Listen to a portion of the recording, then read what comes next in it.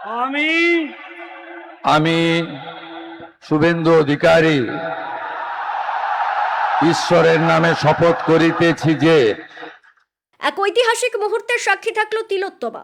দীর্ঘ প্রতীক্ষার অবসান ঘটিয়ে পশ্চিমবঙ্গের নতুন মুখ্যমন্ত্রী হিসেবে শপথ গ্রহণ করলেন শুভেন্দু অধিকারী। শনিবার ব্রিগেডের জনসমুদ্রে আয়োজিত এক মেগা অনুষ্ঠানে রাজ্যপাল তাকে পদ ও গোপনীয়তার শপথ বাক্য পাঠ করান।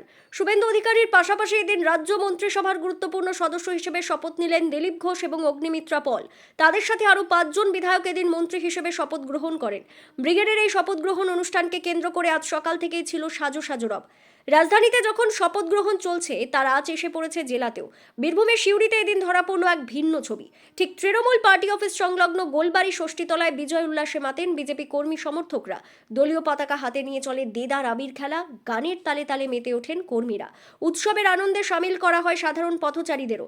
বিজেপি কর্মীদের উদ্যোগে সকলকে ঝালমুড়ি খাওয়ানো হয়। উচ্ছ্বসিত আয়োজকদের দাবি, এই পরিবর্তন বাংলার মানুষের দীর্ঘদিনের আকাঙ্ক্ষা ছিল।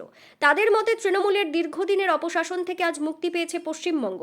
এই আনন্দ শুধু দলের নয়, বরং বাংলার প্রতিটি সাধারণ মানুষের। আর সেই খুশি ভাগ করে নিতেই আজ তার আবির খেলা, গান বাজনা ও সাধারণ মানুষের মধ্যে ঝালমুড়ি বিতরণের আয়োজন করেছেন।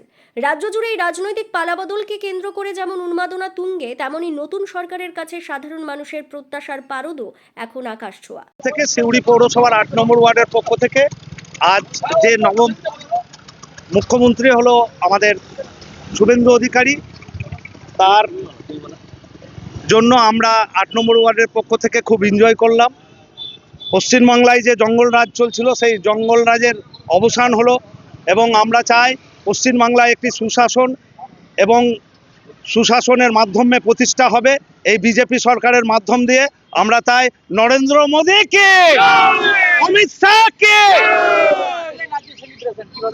আমরা ঝালমুড়ি এখানে পথচারী যারা ছিল সকলকে প্রত্যেককে ঝালমুড়ি, চা, জল দিয়ে রিসেপশন করলাম। আমরা আবির খেললাম, আমরা এনজয় করলাম। সকল মানুষ বা সিউড়ির সকল মানুষ আমাদের এনজয়ে সাথী হয়েছিল। আমরা সকলকে ধন্যবাদ জানাই। আমাদের 8 নম্বর ওয়ার্ড বিজেপির পক্ষ থেকে আমরা সকলকে ধন্যবাদ জানাই।